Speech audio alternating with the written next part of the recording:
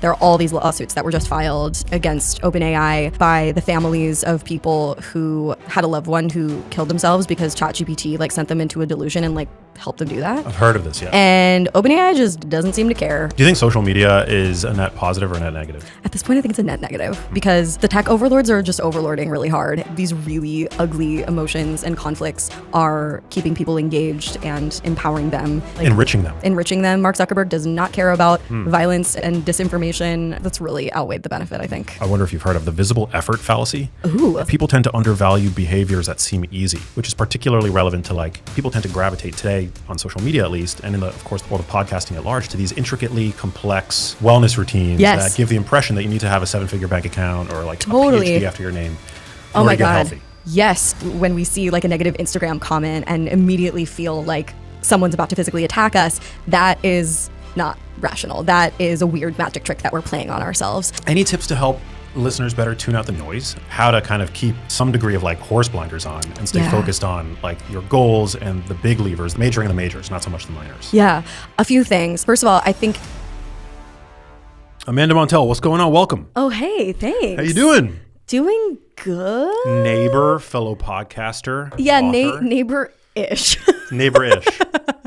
Different zip code, but a similar climate. Similar climate. You do have an arrow on, so I mean, technically, we're not that. Our hoods are not that dissimilar. Yeah, no, you're right. I shouldn't be looking for excuses to be divisive. We are neighbors. We are neighbors. We are friends and neighbors. A stone's throw. Yeah. I'm excited to have you in. You've got a really interesting canon of books on all things linguistics, cult behavior, cognitive biases and fallacies. Yeah, that's the summary. So fun. I want to get into like all of the different ways in which, you know, these myriad biases are clouding our thinking in the age of information. But first, like, your background is so interesting. Let's start there. Sure. Okay. Well, I studied linguistics in undergrad. I actually initially started out as a theater student, which is something that I've more recently been owning as opposed to trying to obscure. And it has come in handy. But anyway, I've always been like a very curious person about language, super loquacious child. And I had no idea that there was a whole field of study where you get to learn about the science of language, but I was also really interested in the art of it. And so I also studied creative writing. I never actually thought I would put my linguistics degree to use. So I pursued a writerly career. I really wanted to write nonfiction books. There was a period when I was in college when I started telling people that I wanted to be like a pop linguist, like write about linguistics for general audiences, because I found so much of the language know-how that I was learning in school was like great fodder for cocktail parties. I mean, I wasn't going to cocktail parties in college. I don't know what I'm saying, but like everybody wants to know why we talk the way we do. But people, didn't really react to my professions of dreaming of becoming a pop linguist that warmly. They were like, what is that? Try again. So, kind of put that in a back pocket and pursued a career as a writer. And then finally one day when I got on the phone with a literary agent and was kind of expressing all of my hopes and dreams for my writerly career, she seemed to think that my passions for linguistics would work as a book. And so that led me to write my first book, Wordslut, which is a quick and dirty crash course in the field of feminist sociolinguistics, but like voicey and fun for the girlies, as they say. And then my second book is called Cultish, and it's about the language of cults from Scientology to Soul Cycle. So this wide spectrum of groups. My dad grew up in a cult, so that was kind of the inspiration for that.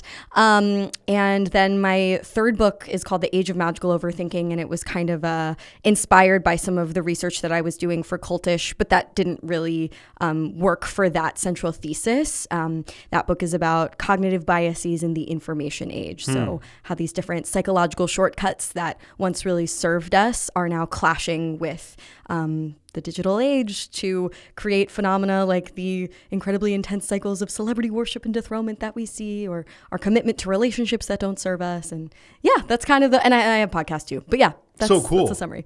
No, I think it's fascinating. I think very into neologisms, and I don't even know if that's the right term for what it is that I'm into, but like, whether it's like Gen Z vernacular or like the recurring comments that you always see like in the comments section that come up, like how did that become a meme? How did everything reminds me of her, or I should call her, become the thing to say underneath something that looks like, you know, like a cave that happens to look like a vulva, you know, like how do those things spread and then become this sort of like common cultural language? It's These are the questions. I mean, it sounds like you're interested in internet sociolinguistics. That's what I'm into. Definitely one of the things I'm into for sure. Which like some glorious nerds have formalized into research papers that I then try to translate for general audiences. That is so fun.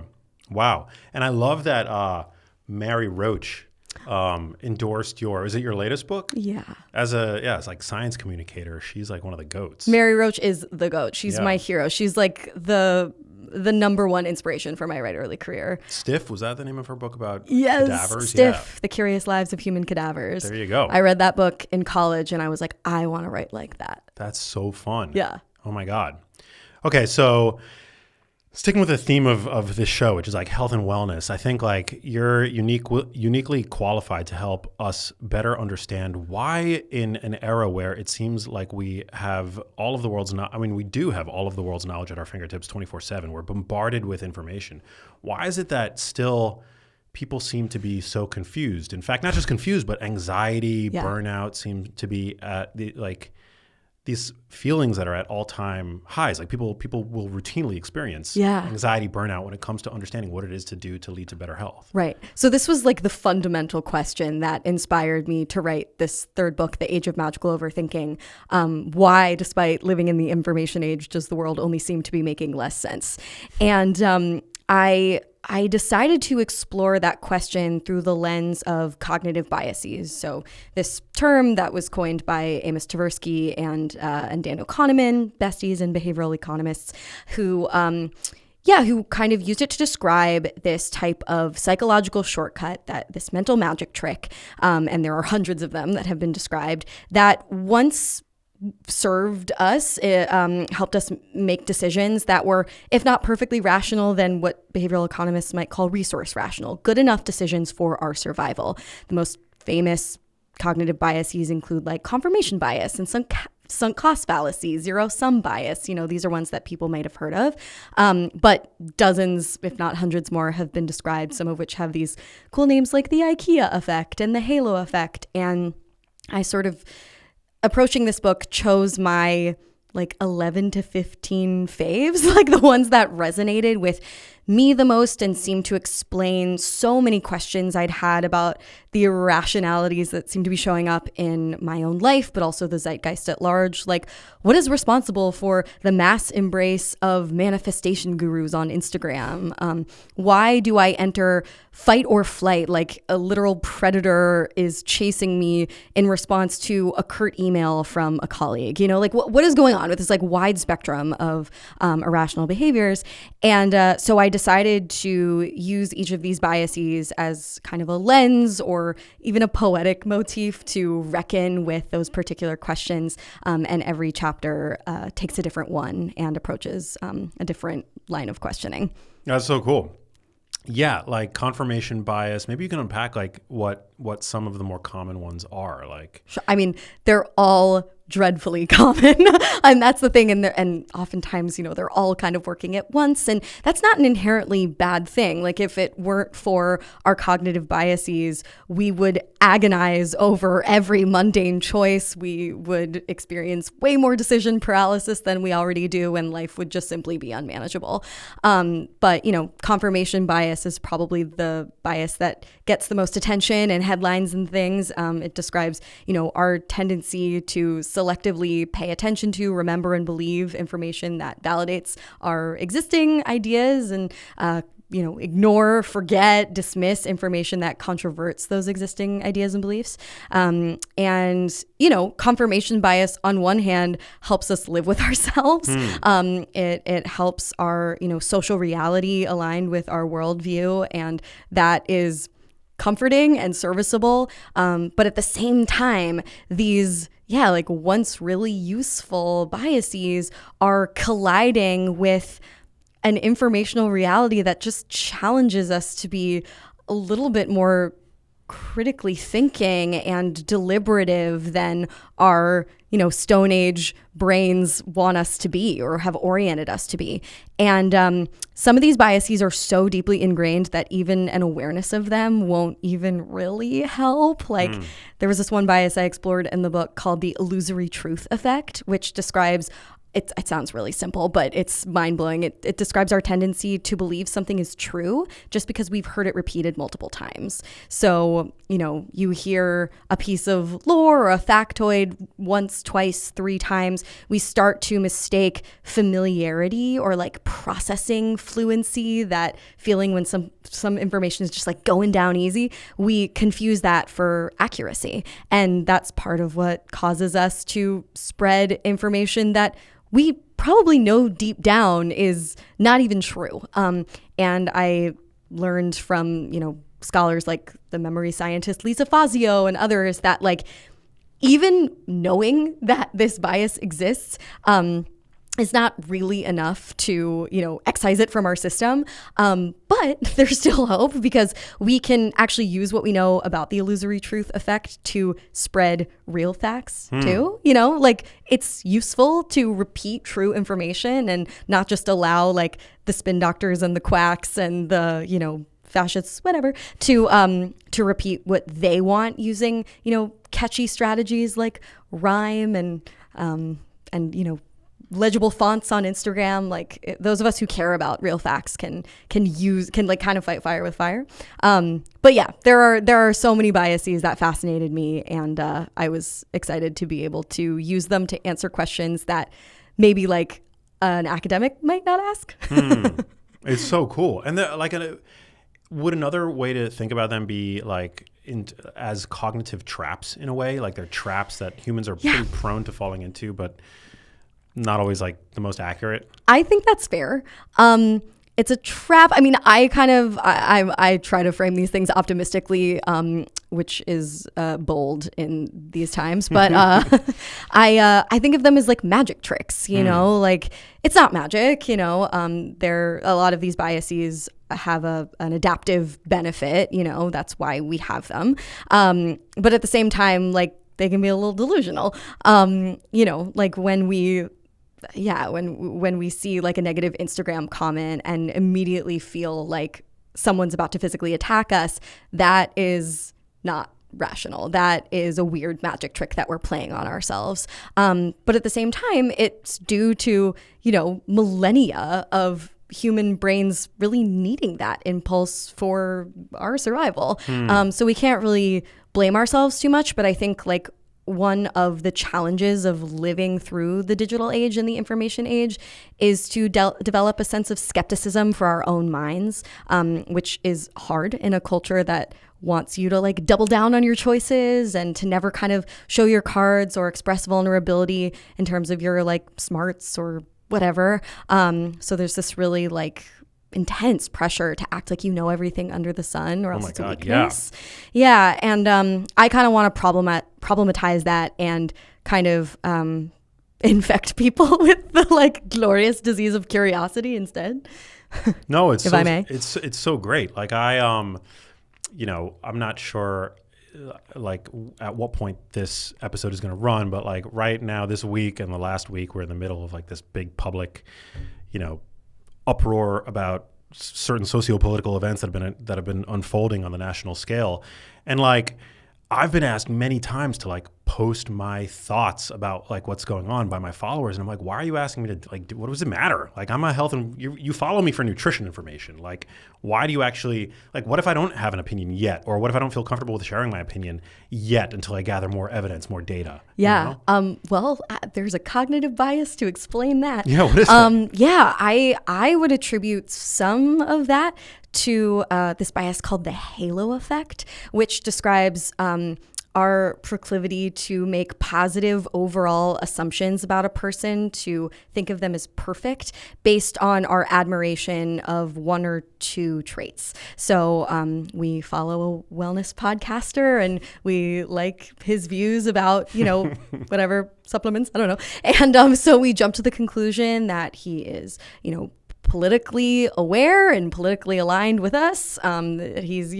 paternal and generous, and who knows, maybe you are all those things. But there might be little evidence online to actually suggest that you are. And specifically, I wanted to explore the halo effect to explain some of these extreme cycles of celebrity deification and dethronement that we see. We project all of these expectations onto particularly female pop stars, and then when they seem to violate our expectations, we knock them off the pedestal pretty violently.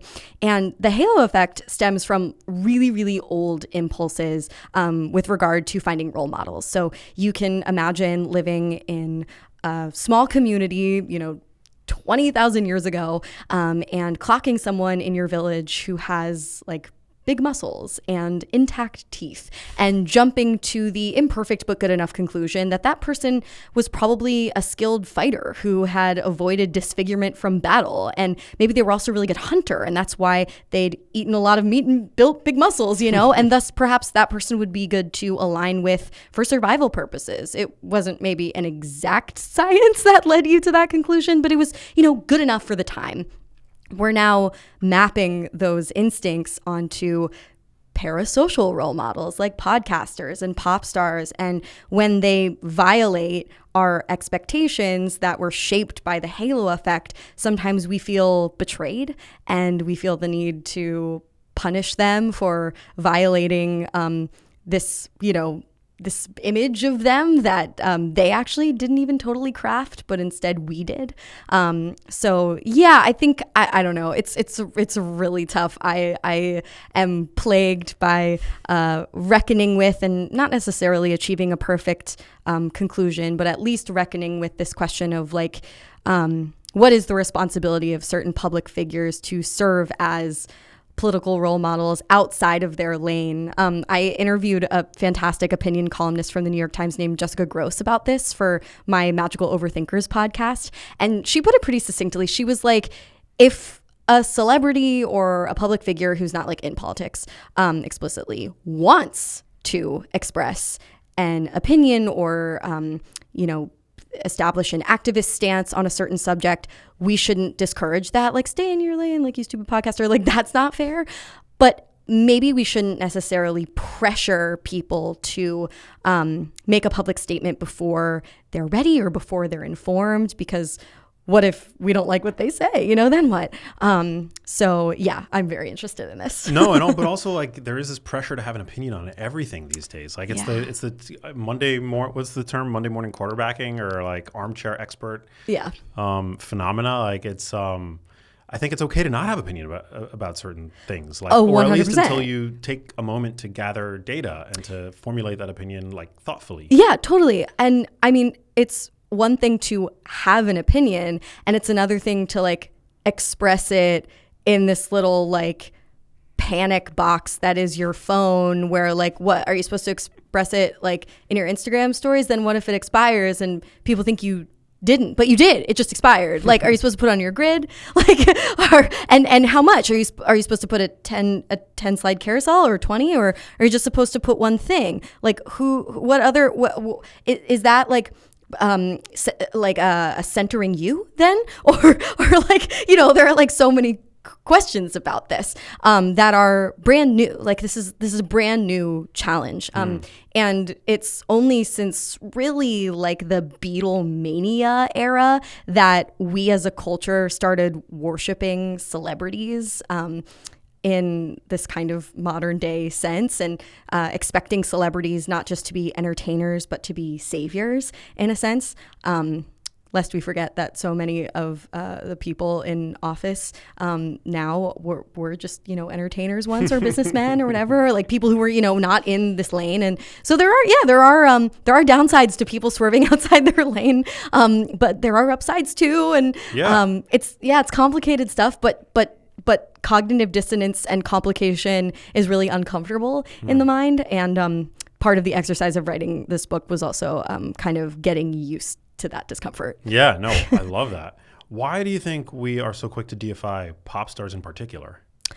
Ooh, that's a great question. Like, as opposed to actors or... Yeah, like what is about singers? Yeah. And females in particular, you said? Well, I think the more marginalized a person is, the higher the standard we hold them to. Like, the more we expect them to be perfect, because we're not sort of beholding the 360 view of their humanity.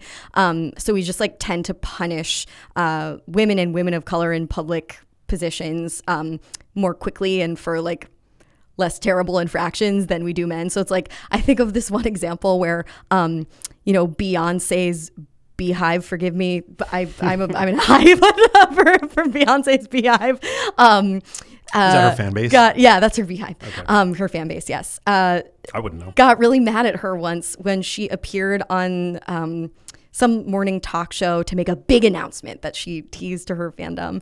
And people are like, oh my God, she's going to announce like a new pregnancy or a new album. But she just announced that she had gone vegan. And like, she didn't do anything wrong. She just made kind of like a lame announcement. She didn't like harm anyone or commit a crime. But her flock was pissed and they started like calling her names and spamming her with like burger emojis on her Instagram, and it was just like, whoa, How did I miss? This was years ago, but that's just one example that comes to mind. But with the pop star thing, I mean, honestly, I think the parasocial relationships between pop stars fans and podcasters fans are some of the most intense. Like, those parasocial dynamics are some of the most intense. And I just think it has to do with the illusion of intimacy. Like, you and I are with people in their homes while they're like folding their undies, and pop stars, particularly like female pop stars who are like these pseudo like mommy figures, at times, their voices are like against beautiful melodies are with people during really vulnerable times in their lives. Ostensibly they're singing about their own experiences, whereas like an actor is pretending to be someone else. There isn't that same like connection or illusion of connection. So yeah, I think when you worship a celebrity who is more than an influencer too, because I think like we put like traditional Hollywood celebrities on like even more of a pedestal because they've been like approved of by the man or whatever. I think like listen to me, I sound like I'm from the 70s. I'm like sticking to the man. But yeah, I think we put them on a certain pedestal, but at the same time like they are relatable enough that it just creates this like really, really interesting dynamic. Yeah, and they produce like soul-stirring music that like espouses a certain level of vulnerability. And I remember reading a study a couple of years ago because I've always been super into music and vocal performance specifically, and this study popped onto my radar that suggested that like men with a particular like tenor, like vocal ability, like when they can sing really high, but not just singing high, when they have like there's a certain like gravel to their voice. Okay. It sort of triggers this like primordial sense that they're like angels? Not angels, okay. but like that they would lead the tribe in like a battle cry in a way, like a scream. Like that would be like, leading a tribe into battle. Like they would be our front men, the vanguard in like a war scenario, I mean, like music the Jon is Snow very in the Battle of the Bastards. Like they're the ones screaming at the front. Yeah. That's super interesting. I mean, music is super transcendent. Like my other podcast is about the cults we all follow, like cults in everyday life, less like the Mansons and more like Disney adults. And we've done a couple episodes on where like pop culture and evangelical Christianity intersect. So like the cult of celebrity megachurches or the cult of Christian pop music, stuff like that. And I remember we referenced like this one TikTok that I just found so astute and funny, where this girl was revealing how when she was young and growing up in like the evangelical church and would watch like essentially the pop concert that a lot of these mega churches throw during their services, she thought that she was like really obsessed with God, but really then she went to a Harry Styles concert and realized she was just obsessed with live music. Because like there are certain like chord progressions and lyrics, of course, that can feel like deep, profound spirituality. Yeah. And so, yeah, when you're like mainlining Taylor Swift's entire discography into your soul and relating to whatever you're projecting onto her lyrics, and then she posts something online that feels different from how you feel, it starts to feel like, mommy betrayed you.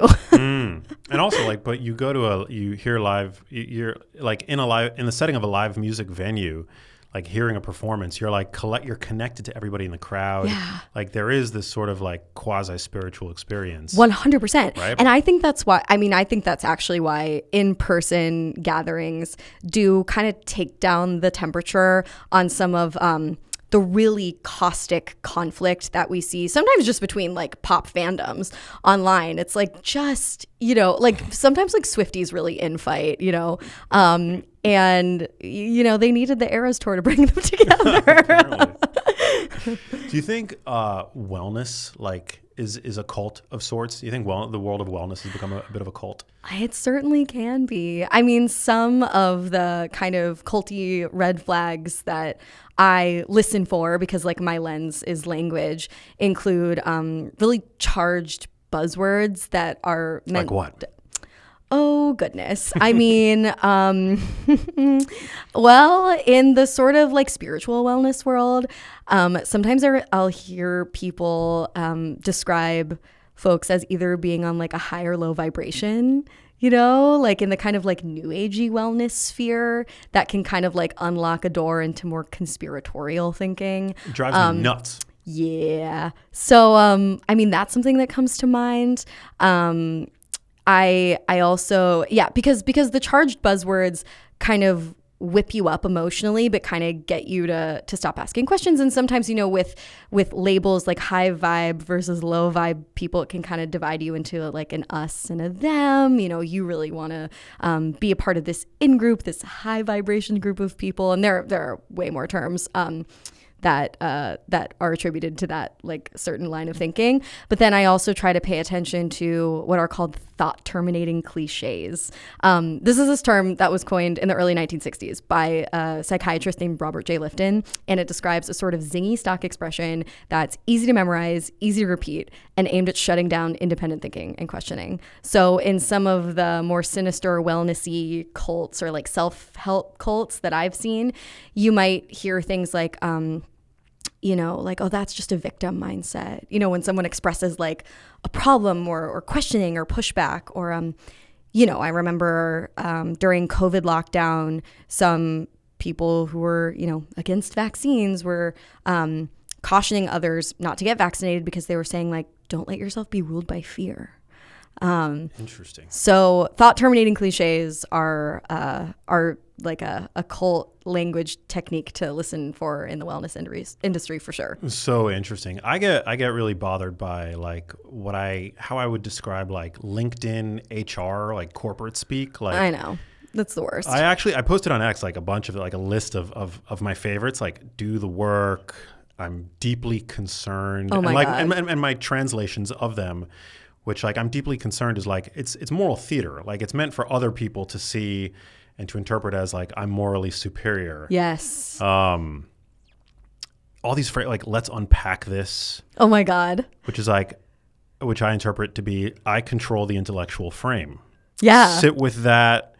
Oh, why don't you sit with that? Yes, check I mean, your sit with privilege. that. I mean, look, some people are. I'm privileged, right? But like, check your privilege is often weaponized to like. It can be. So I would pay attention to whether a phrase is trying to open a conversation or close a conversation. And on social media, sometimes it's not worth opening a conversation. Like, let's be honest. But like, is it really necessary to close it with a thought terminating cliche? Is it really necessary to like put yourself on moral high ground? Why can't we just walk away? There are a lot of buzzwords being thrown around right now, and I've noticed how they can be culty because they can, align people with a certain group that, validates their sense of belonging and identity, but doesn't actually have to do with what maybe they truly, truly think, or maybe they don't even know what they truly, truly think. And I mean, I really resist the buzzword thing, but like, of course, I am just as susceptible to all of these biases as anyone, but I do find it helpful to, again, some of them, even awareness doesn't necessarily help, but for some of them, it really does. So for example, I wrote about this one bias in the book called the recency illusion, which describes our tendency to think that something is new, objectively new, and thus urgent and worthy of panic just because it's new to you, just because like you've only just noticed it. And yeah, this is a survival mechanism. You know, you can picture living as a hunter-gatherer when you would like hear a rustling in the bushes, like your attention went to that rustling because that potential predator in the bushes, who may have been there for 2 hours, is now possibly a threat. Like that's why you're paying attention to it, because it has called your attention due to, I don't know, maybe now it's like gonna come out and attack you. But we're now like projecting the recency illusion onto like clickbait and headlines. And I remember the other day I came across a mean comment that someone had made about me. Oh no, on social media? Can you imagine? It's never happened to anyone else. No. And not only was it mean, but it was like it was low key defamatory. Like it was like next level. And I immediately got the feeling that this comment was going to like catch on like wildfire and ruin my life. And I was freaking out, and I like called my husband. I was just like, oh my God, can you see what this person said? And then I realized that the comment was 5 days old and it had not turned into anything. You know, so here I am thinking that this comment is like a predator in the bushes, but it's actually 5 days old. And I was like, oh my God. That's the recency illusion, you know? And then I got to feel like all excited about how I clocked that. And then I was curious again about the recency illusion, how interesting that is. And so, yeah, we got kind of away from what we were talking about before. But I'm so grateful for this exercise that I got to do. And I'm like excited to share it with other people because it really has helped me. I love it. What is the best way to shut down haters? Like just to ignore them? I mean, sometimes, like, according to your bandwidth, like, you can't obviously engage with every single hater. And, you know, I feel like it depends on the situation. Sometimes I'm an adopter of the royal family PR strategy, which is never complain, never explain. But sometimes you do have to complain and you do have to explain. And in those moments, I really try to kill them with kindness and kill them with listening. You know, people just want to be seen and heard. And like the second you acknowledge their humanity, generally people, in my experience, not all people, but people tend to back off at least a little bit. What do you mean by that? Acknowledge their humanity? Yeah, like, you know, if someone is kind of raging in the comments on one of my podcasts, for example, sometimes, yeah, I really do not have the energy and I will just step away. But sometimes, you know, I'll try to comment back with something like kind of diffusing, like, and sometimes that has to do with like, you never want to be fake, right? You know, sometimes I see this where people will be like, thank you so much for the feedback. And it's like, you didn't want that. You're not thankful for that feedback. But without getting defensive, you know, I'll kind of like explain where I was coming from and then ask them a personal question. Like, be like, I'm interested to know like where you're coming from. Like, tell me. Like, I would love to learn. And it's hard to come up with like you know, specific template for what to say without having, you know, that comment right in front of me or something like that. But yeah, it's really hard, but I think everybody will come away feeling better if we can kind of bring that just like much more human, you know, kill them with kindness, not kindness, but like kill them with humanity and don't kill them actually. Don't kill them. I like dropping a do better and then just walk like that's an approach. An ironic, like do better. It depends what side of the bed I wake up on. Away. Yeah, sometimes I wake up on a much cheekier side of the bed.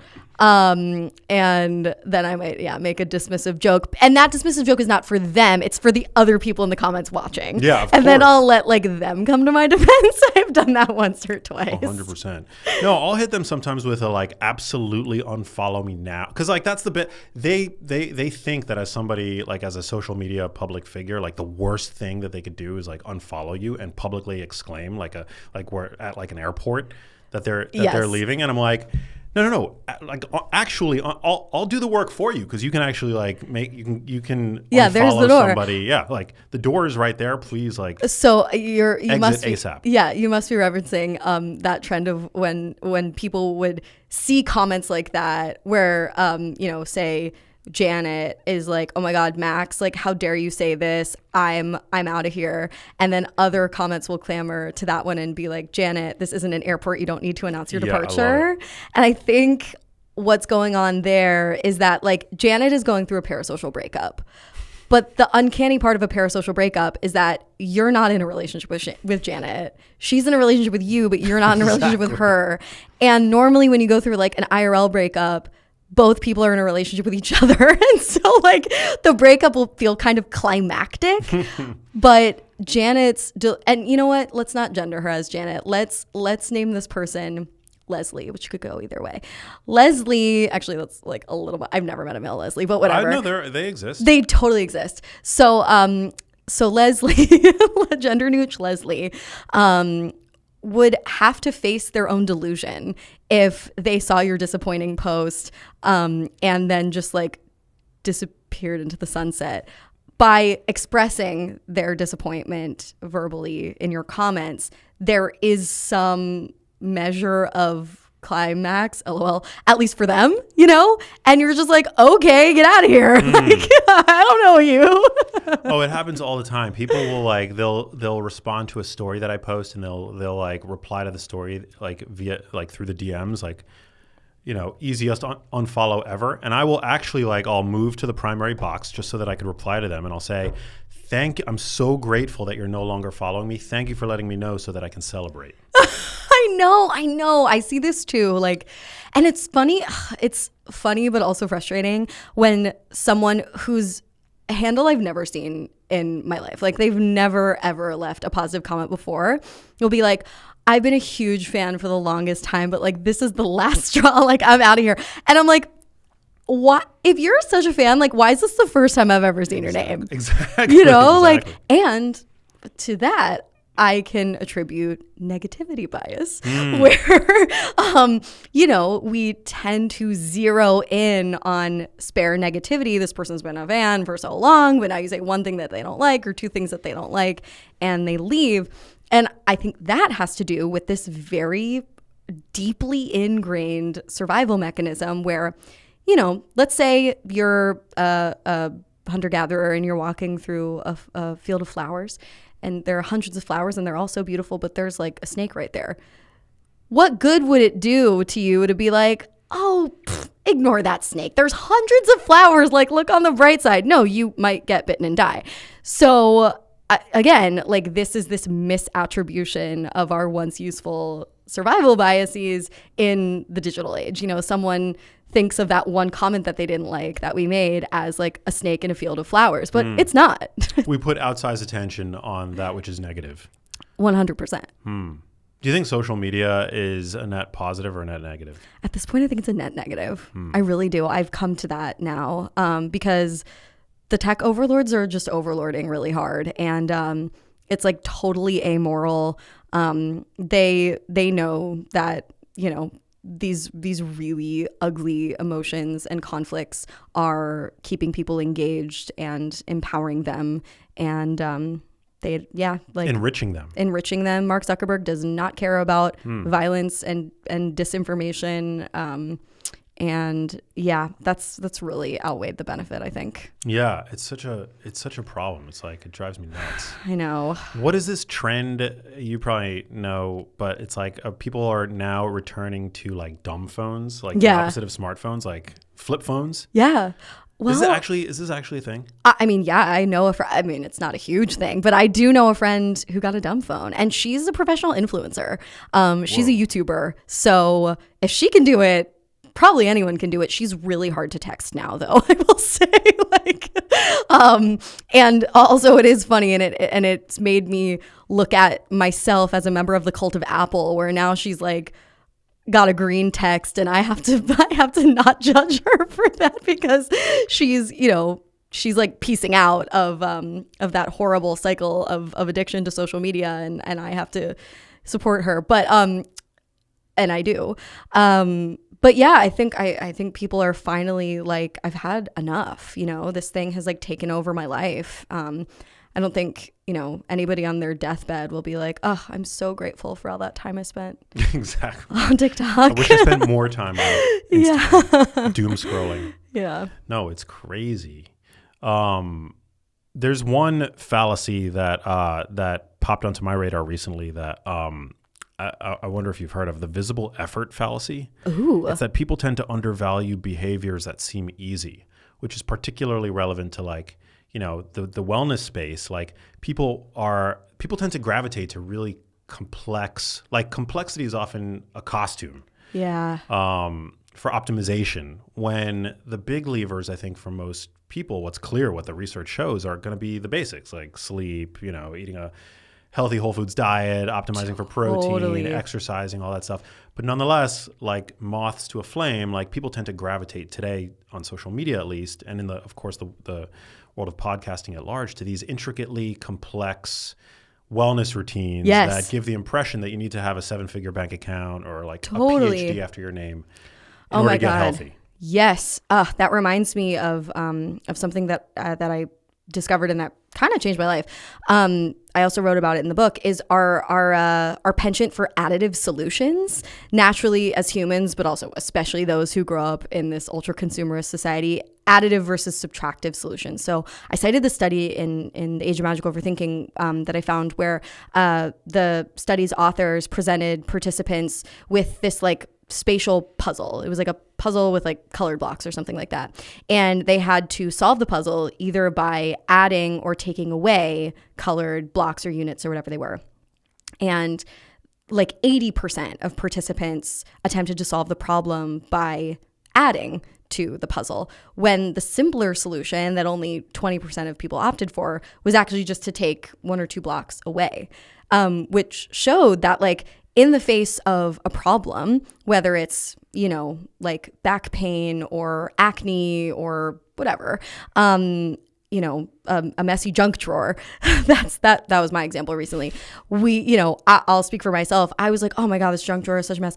I need to like go to the Container Store and get like some drawer organizers, to help. But it's really like, no, the actual much simpler and more efficient solution would be to throw stuff away, So yeah, I think we're naturally oriented toward complicating things. And then there are a lot of, market incentives to feed those impulses. Any tips to help listeners better tune out the noise? I mean, because like that is one of the defining questions of our time, I think, is like how to kind of keep some degree of like horse blinders on and stay focused on like your goals and the big levers. We talk about on this podcast a lot about like majoring in the majors, not so much the minors. Yeah, a few things.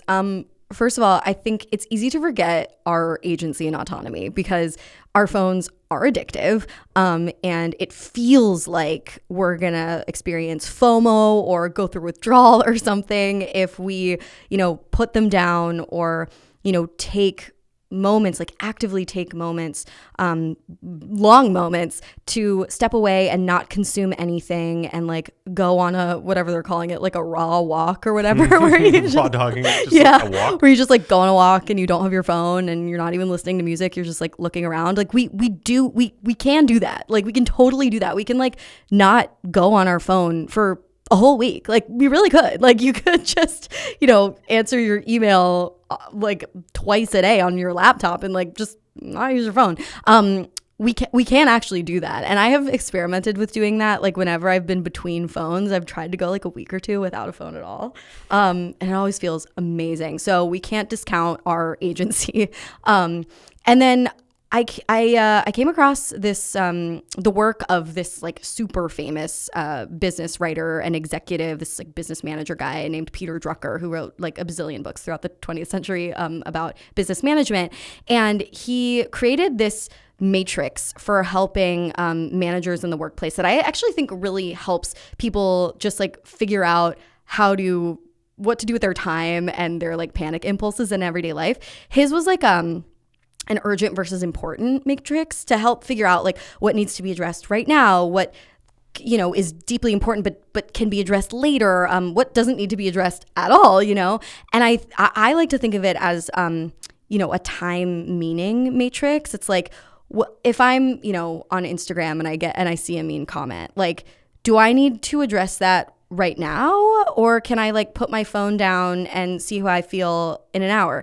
Like, is that an important thing to address? Actually, no, it's neither urgent nor important. Is reading the news important? Yes. Is it urgent? Like, do I need to read it right now? Like, maybe not. Like, maybe I could read the week's news in 2 days, so I think those kind of perspective shifts, they've at least helped me. Yeah. Speaking of like the news, do you feel like there's this mismatch between our brains and the fact that we now live in a world that requires our attention on such a vast and global scale? Yeah. I mean, it is like, I think about this a lot. I mean, yes, on the one hand, it's important to be aware of the atrocities happening on the other side of the world. For sure. But because that information is out there, like, we shouldn't be oblivious to it, right? But on the other hand, like, our brains evolved, for the vast majority of our time on this planet, we were set up primarily to focus on what was happening in our local communities, right? Because that's what mattered. Yeah. And now it's like we're in this era of exponential technological growth, of global, like I'm supposed to like keep track of everything and all the nuances, like, and have an opinion about, everything that's happening in every crevice of the world.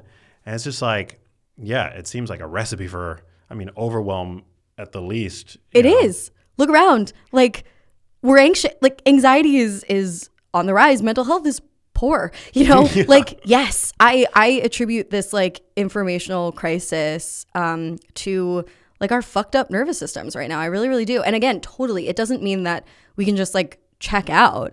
But yeah, I do think that like connecting with our local neighbors, like, engaging civically in the way we like evolved to, can be a balm, because we're also living in like just such a sort of like narcissistic culture, and just like tuning out of the horrors and be like, I'm going to get a manicure and like just hashtag self-care. Like, that's not going to be a good long-term strategy either, I think. But maybe we should be able to give ourselves permission to tune out. 1000%. Right? No, it's all about balance.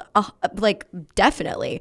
I might get a massage tonight. And that is my prerogative. Yeah, no, like, I'm not a martyr, and I don't suggest that anyone be a martyr.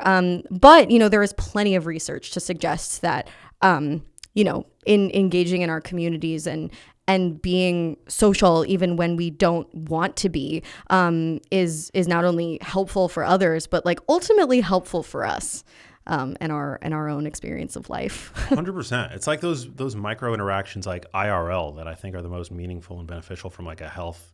Like, they're actually beneficial from a health standpoint. Yeah. I remember I wrote a piece for the LA Times a couple years ago on how to develop nostalgia for the present.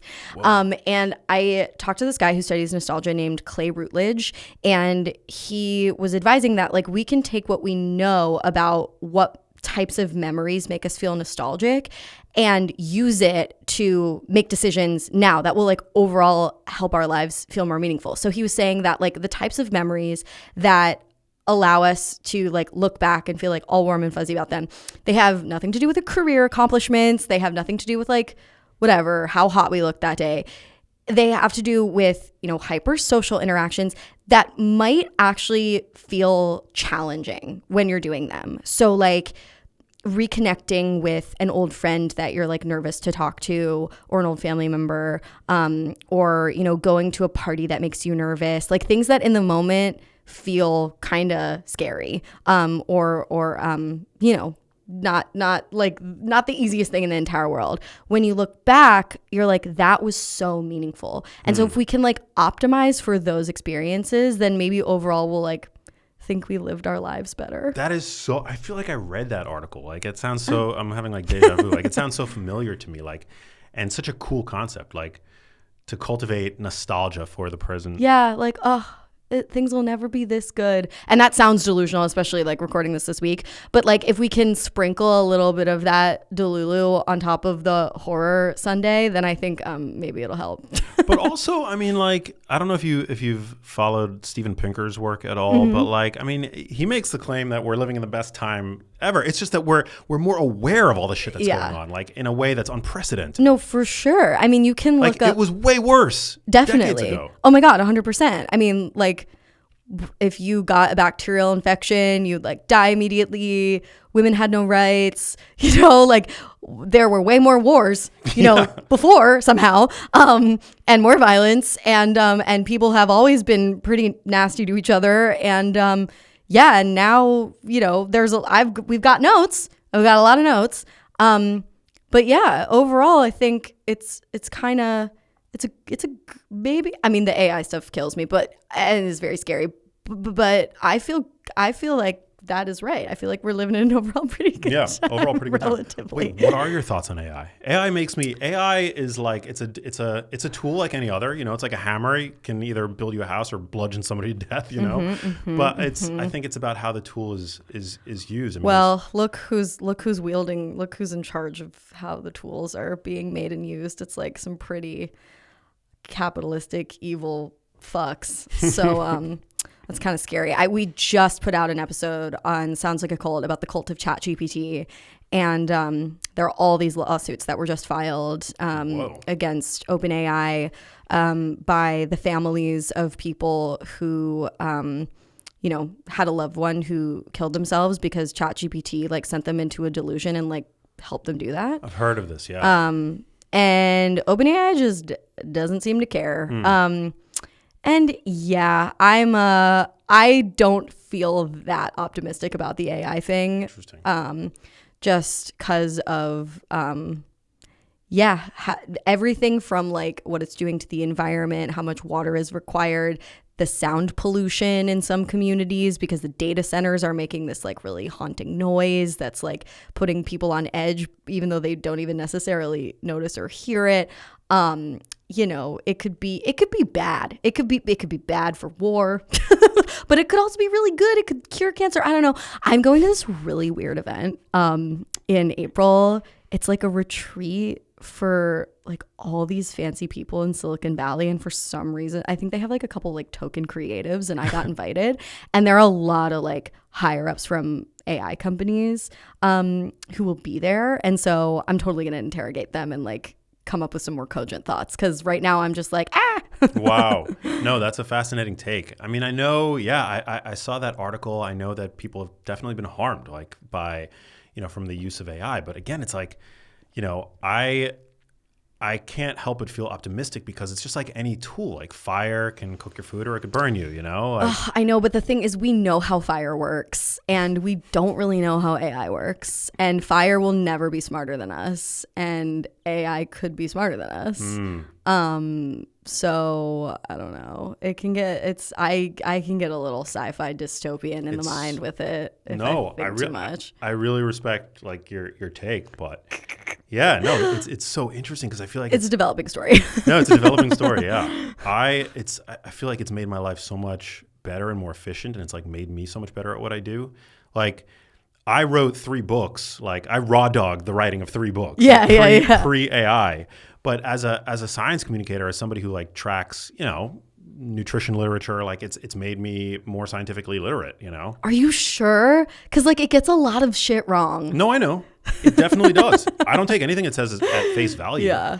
But to be able to have like this tool to essentially like do a journal club with, like I'll upload like studies into it and I'll like debate, you know, with GPT about like the merits of the study and its conclusions and its methods and all that stuff. And like, yeah, it gets some stuff wrong, but that sort of tension that it creates and the ability to like have a back and forth with it. But aren't you creeped out that it like mirrors your language? Like Yes. I try to use it. So I try. I'm curious, you know, I'm not like on my moral high horse being like, I'll never use ChatGPT. Like I wouldn't love. I am curious to see if I can find some kind of use for it. But every time I go to do that, I just hate how it talks to me. And I still have never actually found, I mean, I haven't mastered the art of the prompt. And I kind of never want to, but I remember I tried to use it like a few weeks ago and it responded to me and it was like totally blah, blah, blah, blah. And I'm like, stop copying me. Like, shut the fuck up. Like, you're so annoying.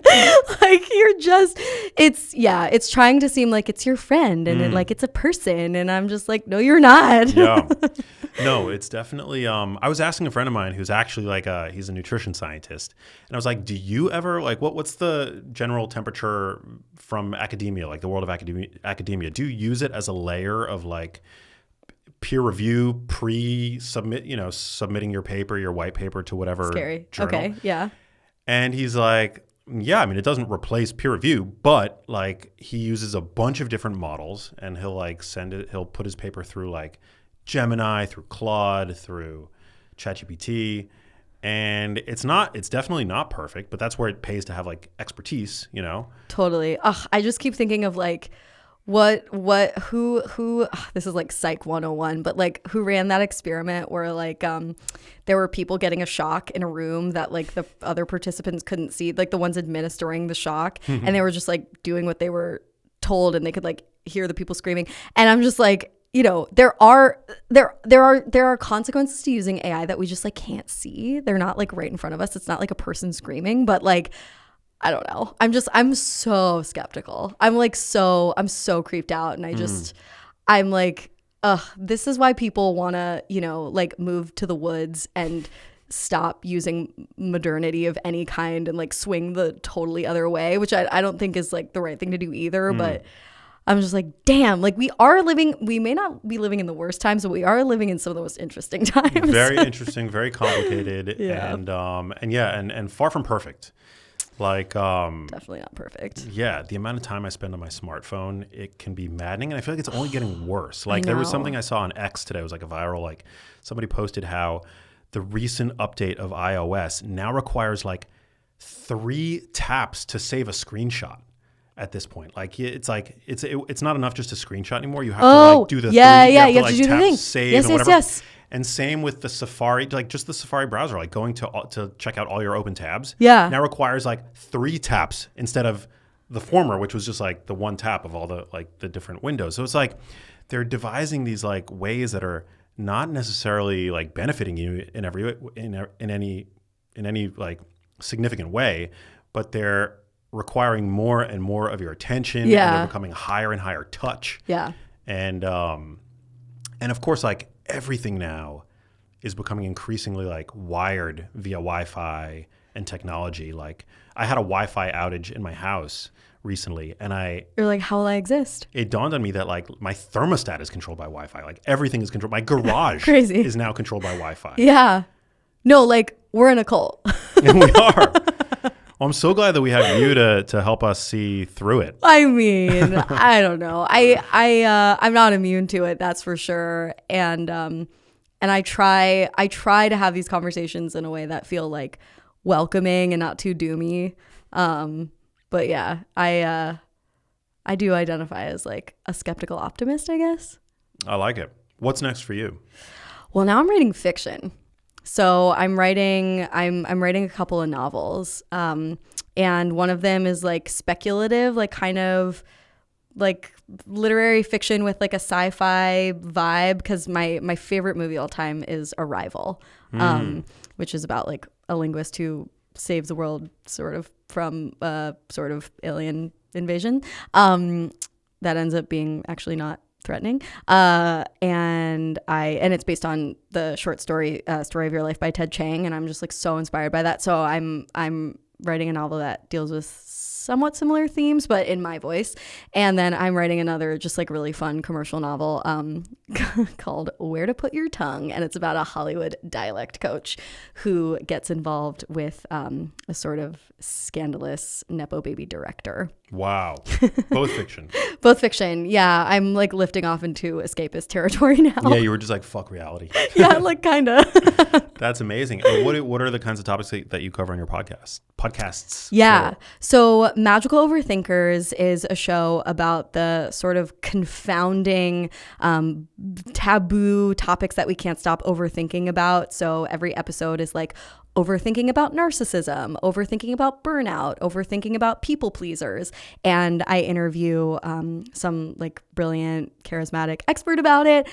Just this morning, I did an episode on critical thinking where I interviewed this guy who was like a former professional magician turned psychology professor. So has like a really unique perspective.